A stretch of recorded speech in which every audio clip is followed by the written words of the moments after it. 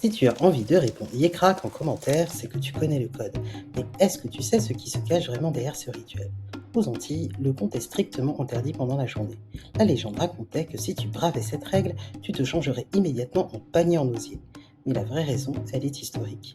À l'époque coloniale, le jour appartenait entièrement au travail forcé dans les champs de canne, la nuit, elle, appartenait à la liberté. C'est à la tombée du jour, autour d'un feu ou d'une bougie, que la veillée traditionnelle commençait.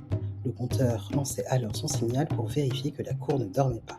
Et derrière les éclats de rire et les histoires de compère lapin, il y avait un message de résistance bien caché.